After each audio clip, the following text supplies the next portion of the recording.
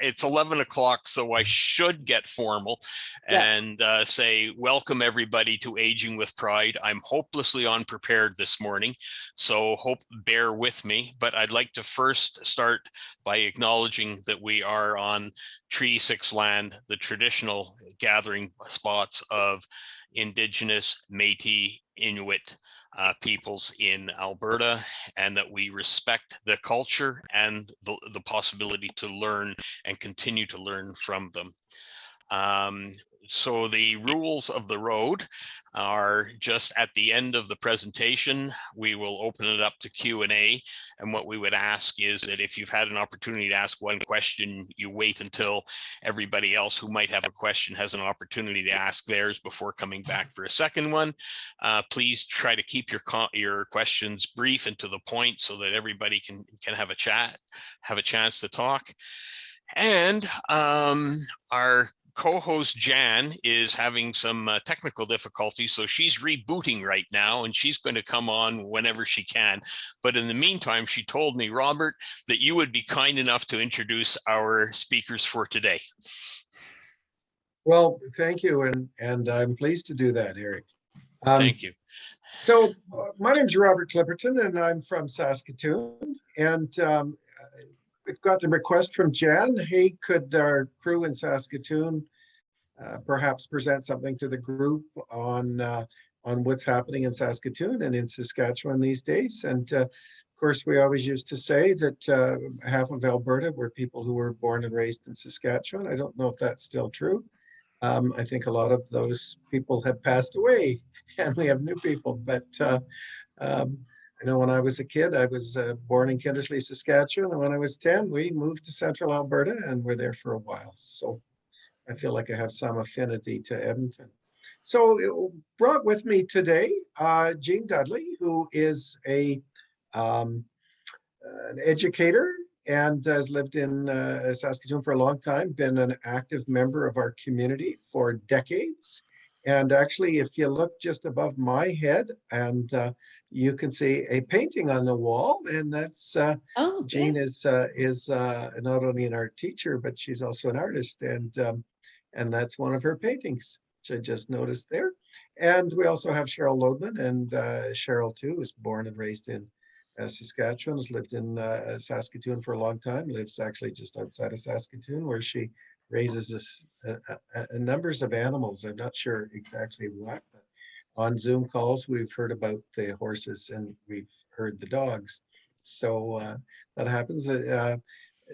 Cheryl's been very active in our community as well. And both of them have been doing some work to, I guess, improve the lives of seniors in Saskatoon and in Saskatchewan in general, and have developed and have a fair bit of expertise in lobbying large institutions and government ministers and that kind of thing.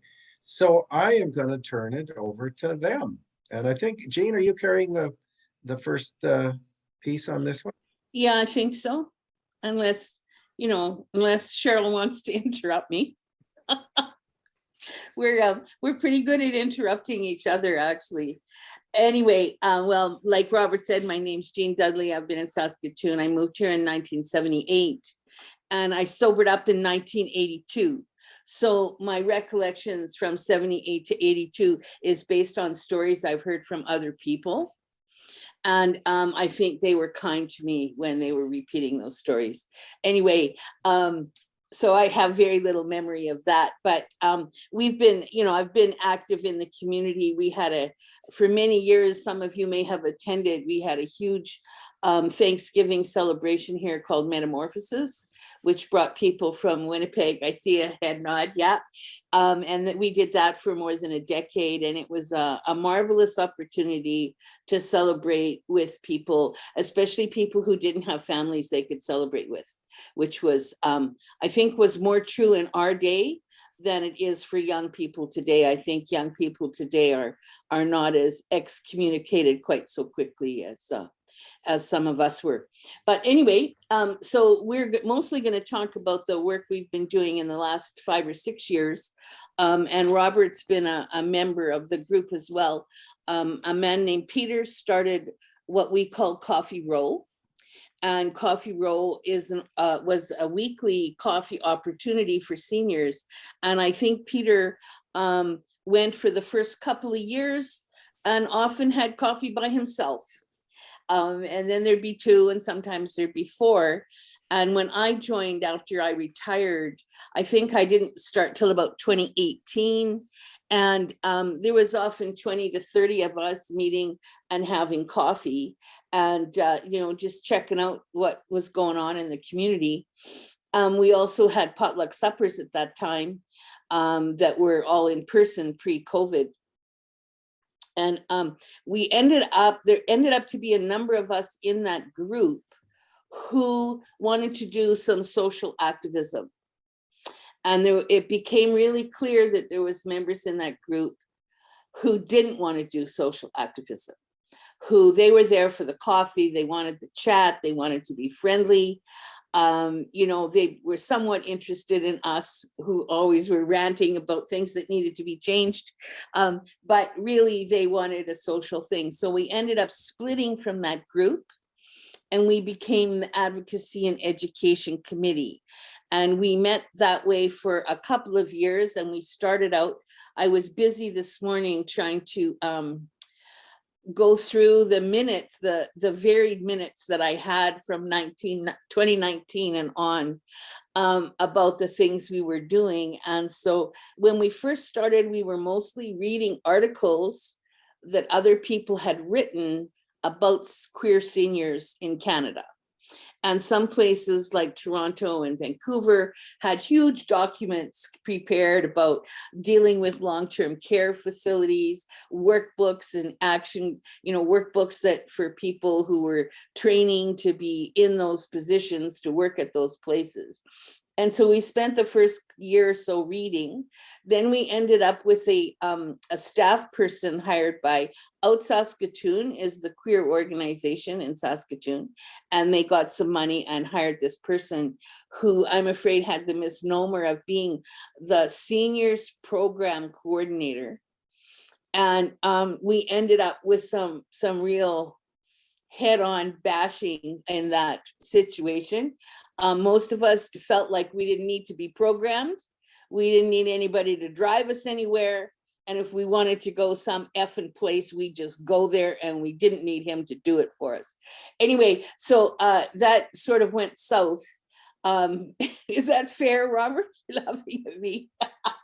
It went south. And he ended up losing his job. And in all fairness to him, I think the job was not very well defined before he started. And he had too many bosses. He felt like he had to listen to us at Advocacy and Education. He had to do stuff for Coffee Row. He had these people at Out Saskatoon who wanted him to do things. And it was a bit of a mess. And it caused a big rift between Out Saskatoon and us, which has been settled since then, but it was very problematic.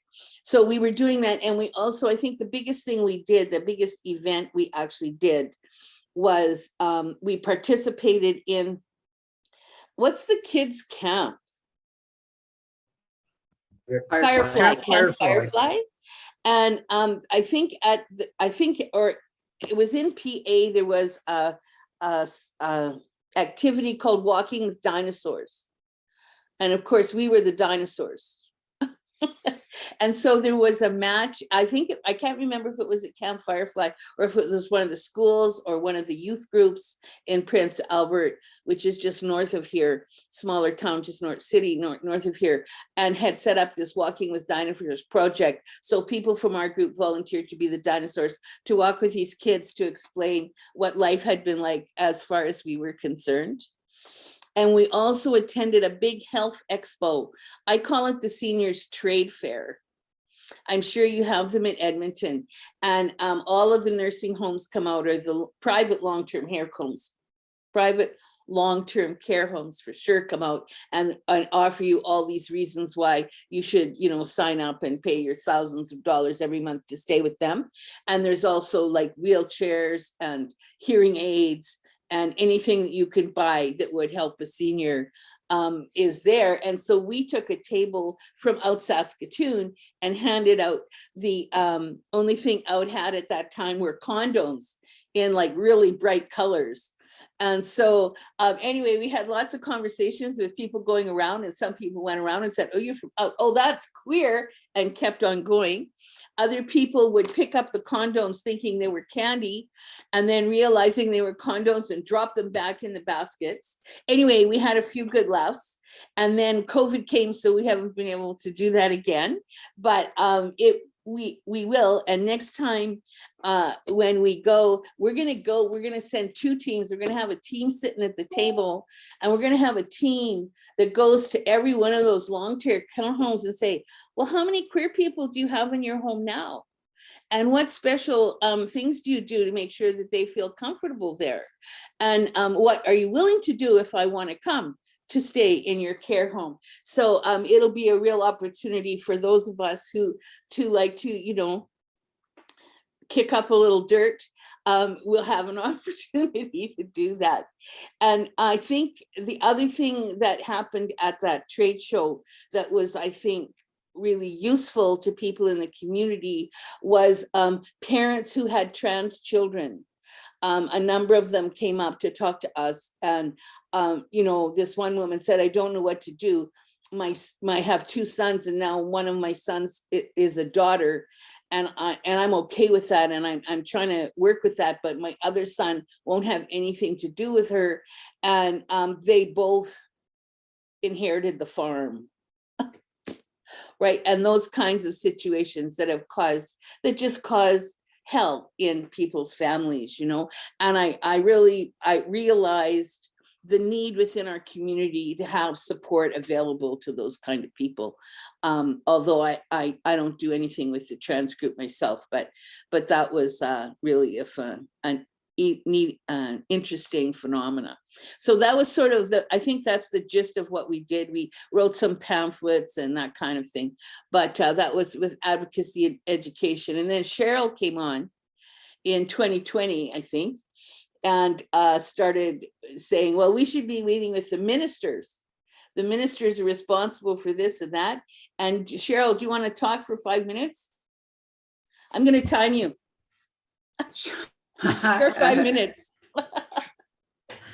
So I was 2019. I came on Was it? And joined the Advocacy and Education Committee. Okay. And at that point, and my background is actually out of government. I'm doing international business actually, and I know how government works. And so I arrived there with the idea that we needed to change the conversation government was having with us and about us, and began the process of politicizing the Education Advocacy Committee. Now, they were already politicized. The reality is this is a bunch of folks that grew up in the 60s and 70s and already knew how to do it. I just added a little Pepto shoot shots and got structure to it and got things going. So we began initially the first year of connecting with ministers and advocating with health and housing and justice around those typical issues that we deal with,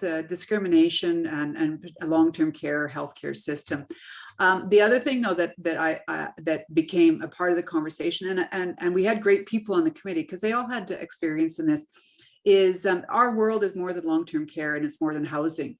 We are impacted every day because we are a senior who is gay or queer, and that makes our lives experiences different. And so we needed everybody out there, every touch point of public service or of community organizations to understand that we weren't just seniors, that we were queer seniors. And that meant they needed to change how they saw us and how they worked with us. And so we expanded our reach in advocacy and education and turned it into education. We tried to tell people, it's not just serving seniors, your organization, you're serving queer seniors, and we have distinct needs that reflect the kind of experiences that we bring with us. And so it really created a new conversation in the community, a different kind of focus of the committee.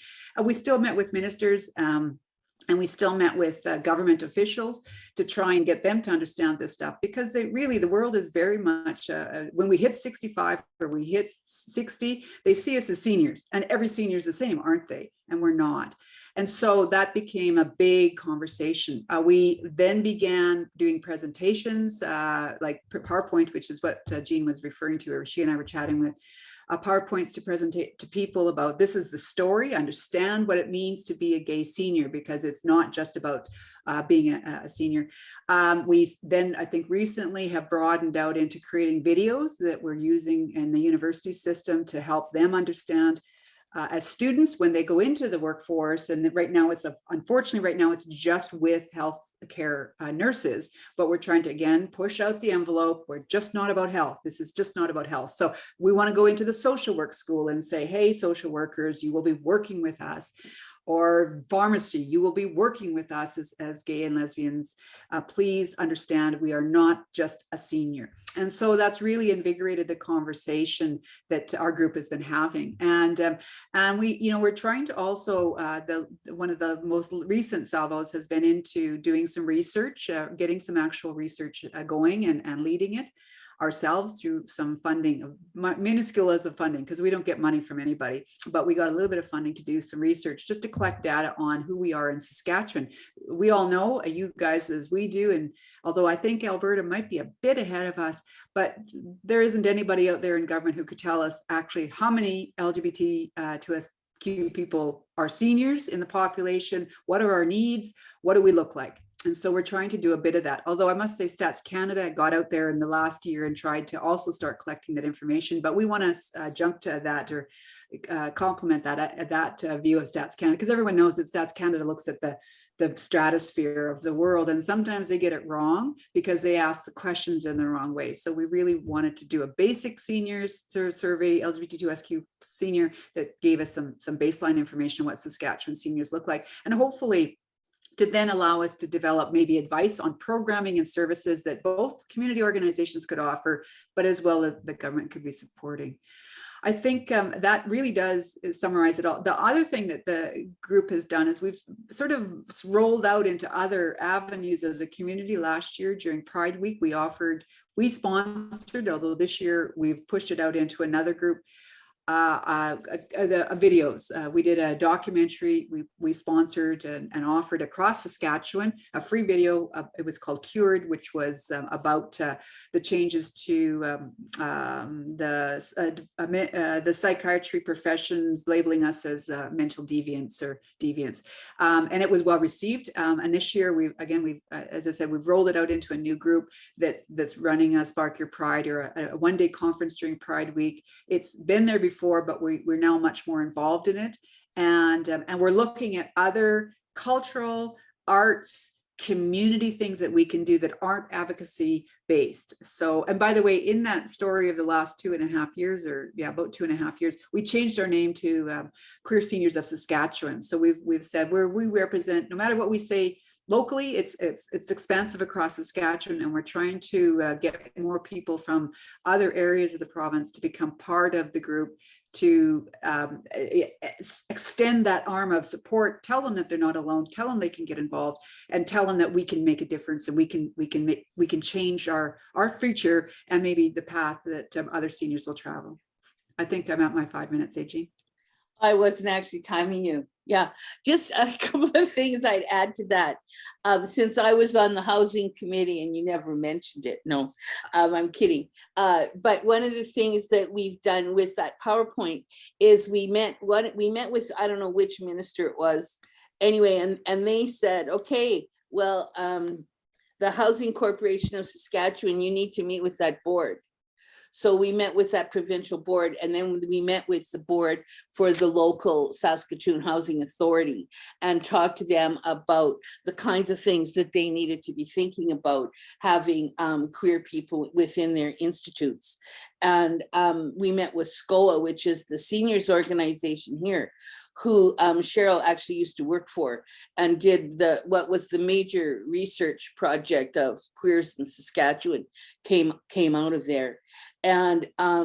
And they also said, oh yeah, like we're good, we like it. And you go through their pages and pages and pages of information, and the only thing that's queer in there is they have an advertisement for Out in the directory at the back, and Out Saskatoon doesn't say 2S LGBT organization anywhere in it. So if you didn't know that Out was the organization for 2S LGBT plus people, you wouldn't even know to look it up. So we have lots of work still to do.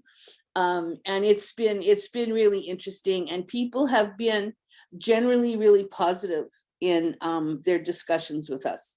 There was one board we met with who it was pretty obvious people didn't want to meet with us, and we only had 10 minutes and we kind of motor mouthed our way through, but it was very interesting. It's been very interesting work.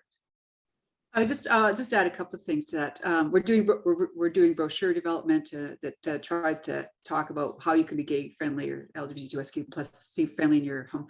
But we start every presentation with this comment.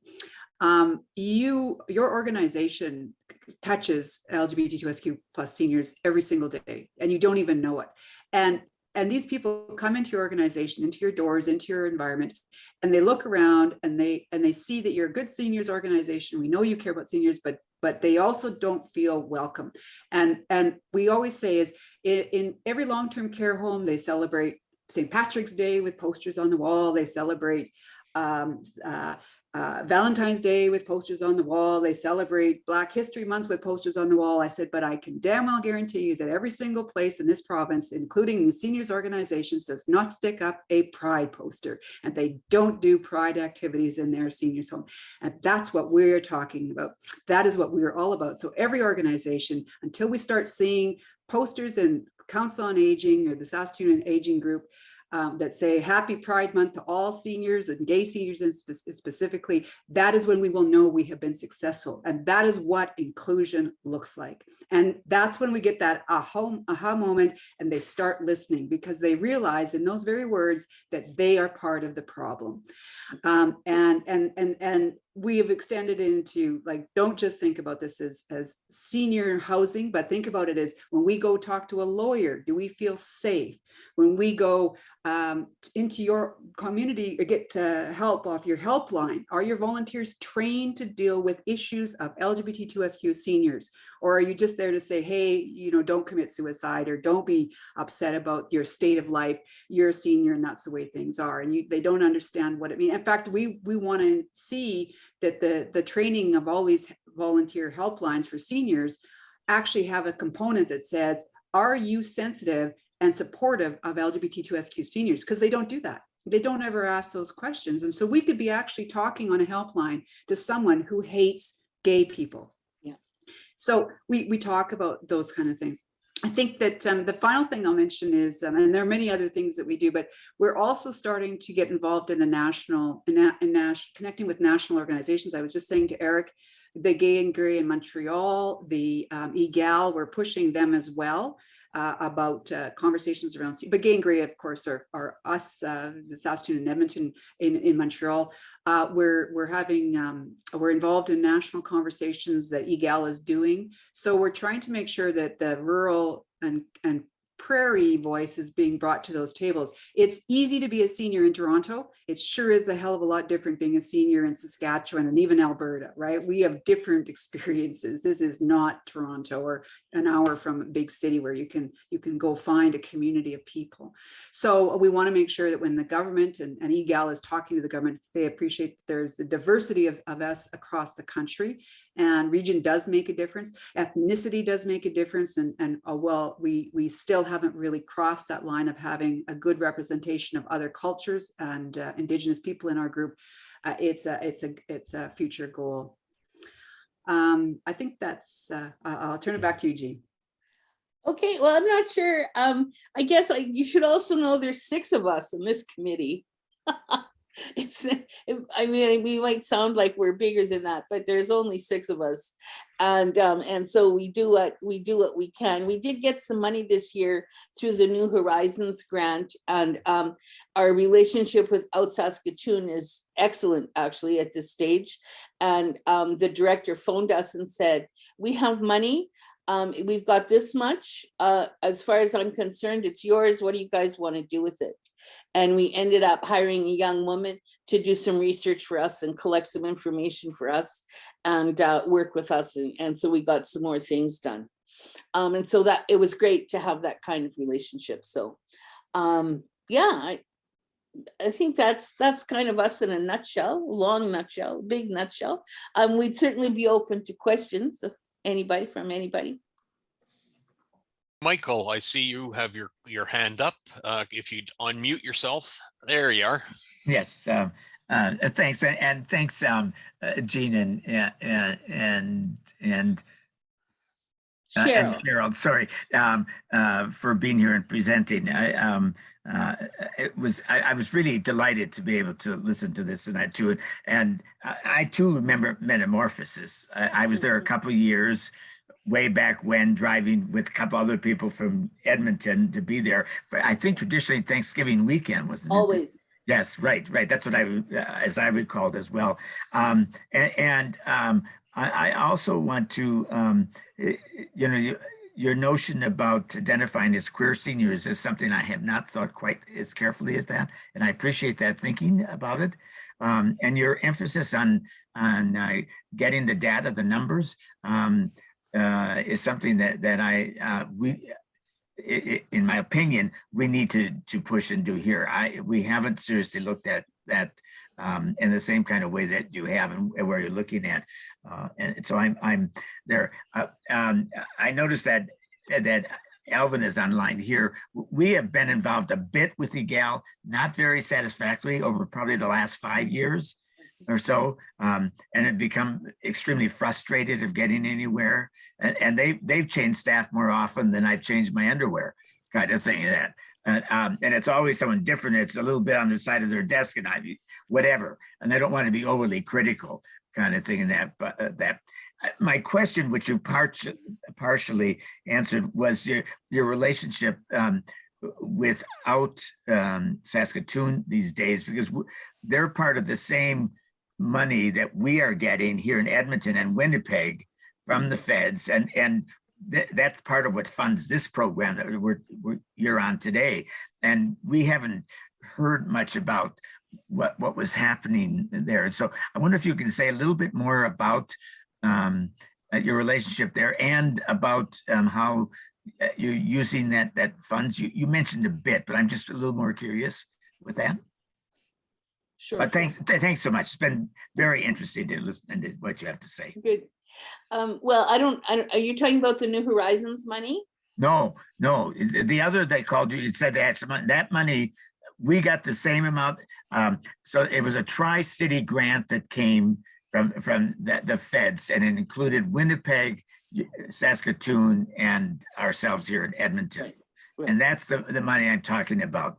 Okay. That's when you said the Out person called you, Out Saskatoon called you and said, here's the money, what can you do? Oh yeah, no, they called us about the New Horizons money, and I kind of think it's the same money, but I don't know that for sure. It's but not last year, when that money came, Saskatoon had applied but didn't get it. Somebody else got it, and then they pulled out, so Saskatoon got added in. That's what I remember. Well, that must be different money, because this money has come now for 3 years, different times. It started before the pandemic. That came, and then that money came and has been coming through, including the current. Technically, it ended March 31st this year. Okay. But it didn't really end. Yeah. I think that there are 2 pockets of money, Gene, and he's referring to that one that really is what they use to sponsor or support Coffee Row, and they couch it, I think, in we offer programming to all LGBTQ 2SPQ people, and seniors are part of that. Okay. So they haven't, I mean, they do support Coffee Row. There's no doubt about it. They do apply, you know, anybody who approaches out gets support regardless of age. And so I think they package it all together. And then they got some New Horizon money, I think is what was, and that was a different funding bucket. Yeah. And New Horizon offered it up. But I think the challenge we have is we've changed executive directors at Out Saskatoon, and it's been a change in a position. The new executive director recognizes that maybe it's because we've become radicalized, and so they're listening a little bit more attentively to it, or just she's just more aware of that the community actually needs to have clear supports there, and it's not just about and autonomy. Having someone, yeah. That's important. I think that that's the challenge of all of our organizations across Canada. Now I'm drawing a conclusion that is unresearched, but I get the sense that we end up being embedded inside of the typical LGBTQ organization, and they offer services to everybody, and seniors are just part of that. And so we tend not to get that concerted support that allows us to advance our specific issues. We've been fortunate to have a radical group of seniors, and it came out of Coffee Road. They were saying we want to now the ones there want to just have conversations, but there was a pocket of them that came out, really capable people who said there's got to be more here. There are problems we're facing as older adults, and that needs to be dealt with. And if we don't deal with it, no one is going to deal with it, because we're not part of the standard package. EGAL is just like that. And EGAL, what happened, I saw it, and I'll just quickly give this anecdote and then I'll turn back to Jean. This summer I saw, or this past fall, I saw a project where they got a bunch of money from the feds. They did their checkbox project. And what ended up happening is a bunch of us older folks got together and we said, this isn't enough. We want more. And EGAL was running to catch up to this idea. We wanted to see national conversations. We didn't want to repeat the reinvent the wheel in every province. It was clear, it was on dementia and elder abuse. And there's a long, sad story here, but suffice it to say, when we got together as a group of older adults, Ross, I see Ross is here from Saskatoon. He was part of that discussion. I think EGAL realized to some degree that we want, as a group of people, change, and they need to try and get in front of it. And so what they've said is they're going to apply for funding to try and get in front of it.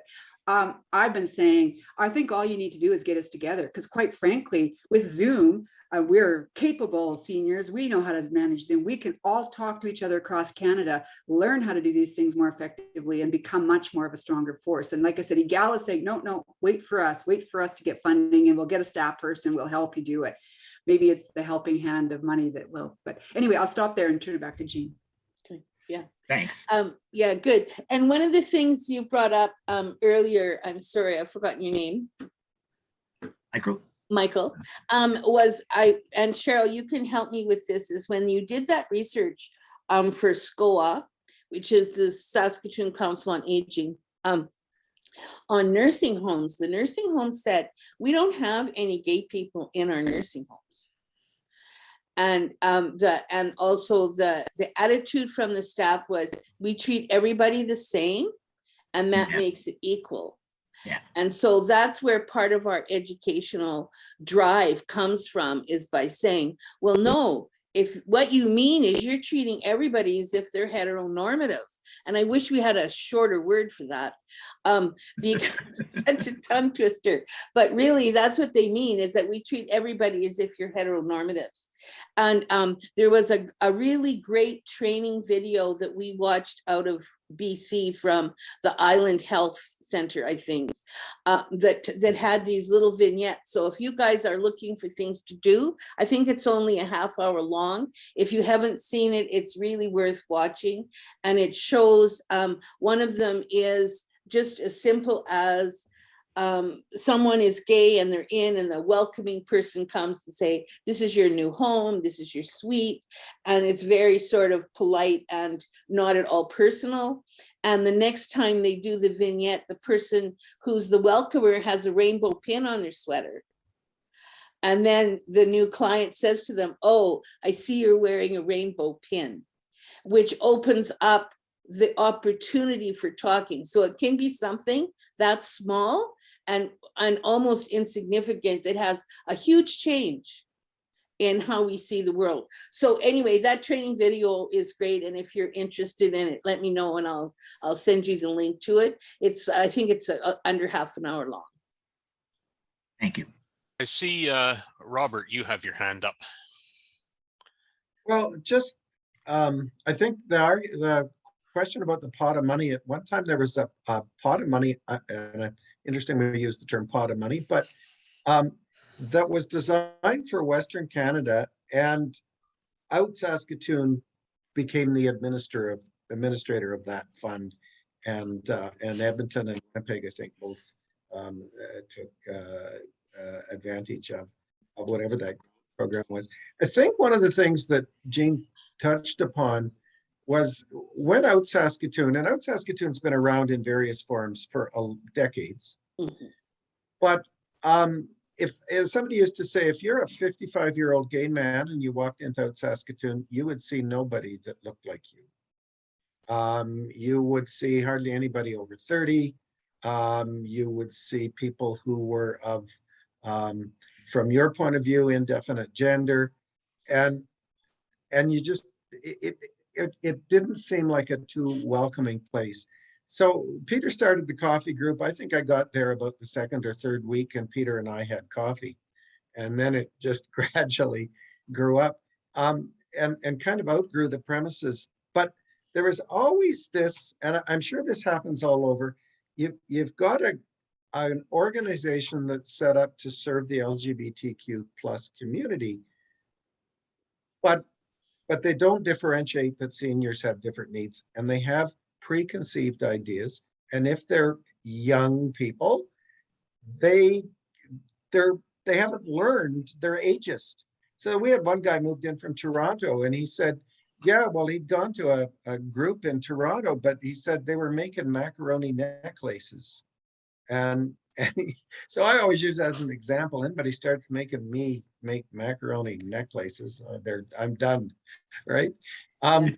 And I guess where I hit it was Out was moving to a new premises, and it was decided that the library, there wasn't enough room for all of the books. So they're going to have to discard some of the books.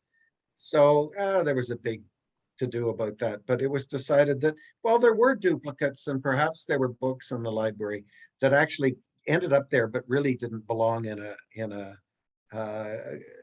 LGBTQ plus library. And so we volunteered to sort them and to pack them all up into boxes for the move. And one of the staff comes up at one point and says, "Oh, you're doing such a good job."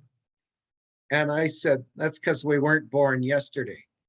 I mean, it was just sort of people who seemed to be, it was a surprise to me, because I just assumed that people who could talk about, the evils of the heteronormative patriarchy were doing the same thing to us without even realizing what they were doing. Like, I'm not cute. I'm sorry.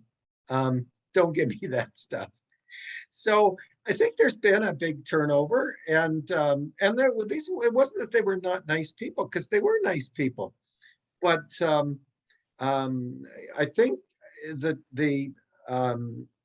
there's been a realization that just because you turn 60 doesn't mean you don't know anything, and that you don't have a sense of agency for yourself. And I mean, it's the same battle that people hit when they move into seniors housing complexes and when they move into care homes. We'll do stuff for these people. These people need help. No, not necessarily. We don't need any damn help. We just need the space and the resources to make lives better. So I'll leave it at that. Thank you very much, Robert.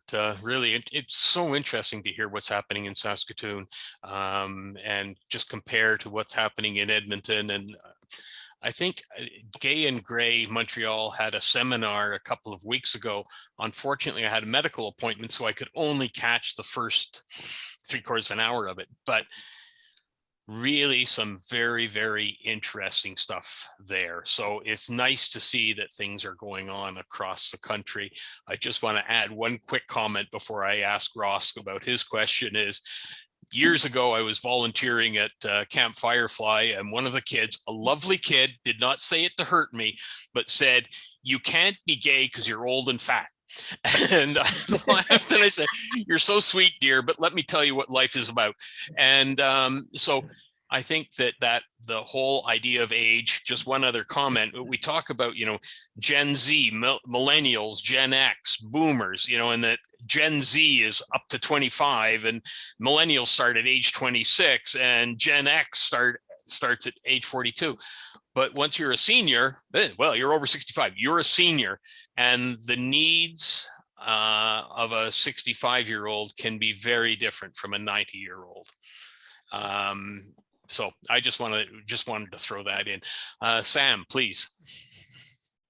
Sorry, not Sam, Ross. I don't know what screen I was looking at. My apologies. Well, when the long-term care home says that we treat everyone equally, it just flashed across my mind. I was writing a bit lately about how medical doctors, general practitioners are in their training, they're supposed to be able to take a sexual health evaluation of a new patient or such. And it's almost still not part of a regular usual practice for an incoming new patient to be evaluated for their sexual health. And in a long-term care, that's a good example of how there needs to be a bit of a push to have specific considerations formally adopted into their protocol of intake of new long-term care patients. Because we are, even though we're kind of out of the game largely, our identity still revolves around the sexual questions and the sexual milieu. And that's what makes it kind of awkward in long-term care settings to bring that up. I think they're worried about what the practices are. So they may be fine with patting you on the head for having a rainbow pin and saying, "Oh, that's lovely and all that. We're all in favor. It's a gay-friendly space." But the nuts and bolts of sexual health evaluations is a complicated thing, even in the general population. One thing I like lately about our group is how we kind of developed intuitively an emergency response team as well. We had one of our members, her house burned down this year earlier, and there was a good group response to go and help her deal with salvaging stuff out of her devastated house. And out of that came this use of part of the funds available to Coffee Road this is just last week, it's been done. We now have gift cards that are available to give to members who might be in such a situation like Marilyn was when her house burned down, just to have the resources and a response ready if need be. Thank you very much, Ross. That was really interesting. Are there any other questions? If I can just chime in a little bit, I have the pleasure of being asked to talk to social work students at the 2 social work schools here a couple of times a year. And it's the education piece, Cheryl, that you pointed out, to let people know that the housing, health, social needs of seniors change across dimensions, and the word diversity really it was really very important when talking about any group of people. The problem of talking about a homogenous group, no, the seniors have different needs, and we need to be respectful of the different needs and address the different needs of each individual person.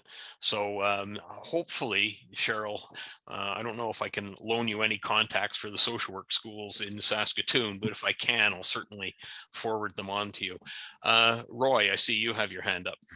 I'm just curious if anyone on your team is looking actively at trying to create a seniors building like Edmonton is doing, where it's geared mostly towards LGBTQ plus and allies for living accommodations. Somebody in the city, I think, is doing that. Robert, you might know more about it than I do. but I don't know, he's not part of our community, or if he is, he's not in our age group. And one of the problems we've had, and this is only from my own personal life, is I don't think I know enough queers that I want to live with. To be absolutely honest. Yeah, well, and there is a project. I'm not quite sure where it's at. It's changed a couple of times. It was first presented as a condoized arrangement, and somebody had the idea this would be great. It could have seniors who lived in a condo setting, and there would be some units set aside for the graduates from the Pride Home, which is a group home largely for LGBT youth, well, exclusively, I think, who have been ended up in under the care of social services because they've been kicked out or unable to stay with their natural families. And my thought was, I've met some of those obnoxious little brats, and I don't want to live with them. But there is something going on, and of course we've got a smaller population. And I think one of the barriers has been, if you look at a condoized arrangements, a lot of our people just don't have the income to be able to do that. And so somehow or other, you would need to have a combination of housing supports, maybe. And I mean, they do this in, I know in Victoria, a condo building will go up, or an apartment building will go up downtown Victoria, and they have to have X number of units that are considered affordable housing. If those programs exist in Saskatchewan, I don't know what they are. Jean mentioned Sask Housing, and this is Saskatchewan, right? So we have a history of social ownership and crown corporations. So during the 70s in particular, there were hundreds and not thousands of housing units built through the combination of provincial and federal government. And so the seniors housing is owned by Sask Housing in Saskatoon. There's a number of high and low rise apartment buildings that are there. And so, there is, room in theory to say, well, hey, could Sask Housing designate a floor on one of these high rises that would be open to preference given to people who are from the LGBTQ plus community? I don't know how that would go over with their policies, whether that's likely to happen. And then, as Jean says, I don't know if I want to live with all queer people either. So it's difficult. I went to the session on the Edmonton project that you put on, and it sounds interesting. Certainly made me think. Thank you, Robert. Michael, you have your hand up again. I'm sorry, Cheryl. Eric, Go if ahead. I can just, Robert touched on it, and I think it's really important, that combination, and good for you guys in Edmonton for creating a discussion around creating or building a housing unit where if you're interested and you can afford it, you can move in because you're a queer senior. One of the things that this comment he made about congregate housing environments, and particularly low income housing environments, is really important, and you might not be aware of it. Those environments are probably the most difficult living environments for anybody. They're rife with child or high school behaviors where bullying is commonplace. Bad behavior is commonplace, and sadly there were people who are low income or who are in need of specialized, like you're in a wheelchair and this is a good opportunity for you, and they arrive in these environments as queer people, and they face difficult situations. And one of the things I did with the Council on Aging when I was there was in fact working with these facilities to help deal with bullying of resident on residents. And it is awful. And the problem is when we go into these places, we just become a big target, particularly if we're open, because these are, like I said, they're high schools writ large again.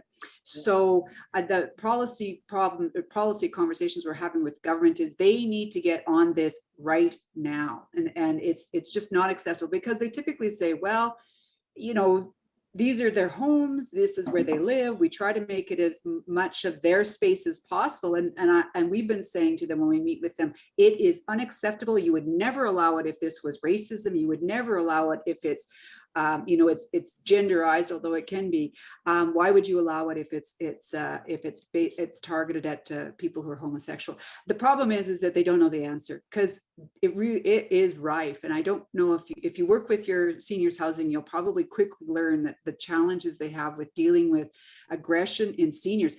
Frankly, I'll end with this comment. At 80 years old, what are they going to do? Kick me out? You know, I've throwing away all sort of rules, and I'm just going to be a mean old bitch, and I don't give a shit what anybody thinks. And because I'm angry and I'm old and I'm just doing it. And although I used to say that I was going to be just like that, but now I see what what it looks like. And I mean, you know, it's a serious issue. So. Thank you, Cheryl. I did some research onto bullying in seniors congregate living. And one of the things that I learned was that, you know, youth call it bullying. For adults, it's relationship issues. Second is that if somebody is still a bully by the time they're 75 or 80, they have honed and polished their craft so well that they can do it without exposing themselves to consequences. And so a very, very important piece. Michael, you have your hand up. Yes, just Eric said it very well, and I think we've become aware about the bullying and at senior centers as well as everywhere else, as has been mentioned. But at the same time, we are looking at a residence and into that quite a bit. We're partway there. We got a lot of steps to go with that, and hopefully we'll be successful. I also though wanted to comment to continue to encourage you in terms of dealing with government and changes. We did a lot of that with the former government, with the New Democrat. The current government has just kind of shut all that down, but we did get some things in written form within policies that are still there, and it does. It hasn't changed the world dramatically, but it was a good start. I have hopes that with the change of government, we'll be able to get back to that and do that. And I realize that's a long, hard row. I mean, because you got to do a lot of work at it. But if it gets in some things and that, it can also last for a long time. I mean, some of the stuff that we got in is still there and it's still being followed, kind of thing. That not enough. So keep up that good work. I see that as being very helpful over the long term in that. And I encourage you to not give up on it, kind of, because that is tough. And we've got right now we're kind of shut out from all of that kind of thing, but it will change and we'll get back. So good work on your part. Yeah. Thanks. One of the things that I think Alberta Healthcare has produced some absolutely wonderful material on serving the needs of 2S LGBTQ seniors. Yeah. I haven't seen the equivalent in any other province. So even with a government that you would think is not that great, things happen. And of course, we had an advantage in the previous government because 3 of the cabinet ministers happened to be my professors when I was attending social work school late in life. So that gave us a little bit of an in, and as well as Michael, the total political animal, being connected to everybody. So I guess out of all of this, the one I want to stress is talk to whoever you can. Use whatever levers you have to influence policy, to influence decisions, because every single little bit helps, even though you think you're talking to a brick wall. You're making progress. And I think in Saskatoon 20 years ago, you would have thought nothing can happen. In Edmonton 20 years ago, all I saw were youth-directed projects. So listen, it's 5 to 12. We have a commitment to finish at 12 to respect everybody's time. So if it's okay, I'm just going to wrap up. First of all, to thank Cheryl, Jean, and also Robert for your contributions, letting us know what's happening. wonderful to hear, and I hope that we're going to stay in contact regularly. Second is that after this presentation, you will receive a short survey. We'd really appreciate it if you could fill it out and get back to us. Next week, we have Erin Lafuente from Sage Seniors Association, who's going to talk about seniors abuse. And then the following week, a personal favorite of mine, I'll be talking about finance for seniors. But whatever we have, I was joking about that. We have a really good series of speakers coming up. Please, we would love everybody in town, out of town to join us. I think that's really, Jan, I'm flying by wire on moderation here, and I don't know what else I'm supposed to say at this point. So could you please take over and wrap it up for me, if possible? Eric, you did such a fine job. It's now we'd like to turn this meeting back to our host, Kim. Hi, everyone. We'll see you guys next week. Thank you. Thanks again, everyone. Bye-bye.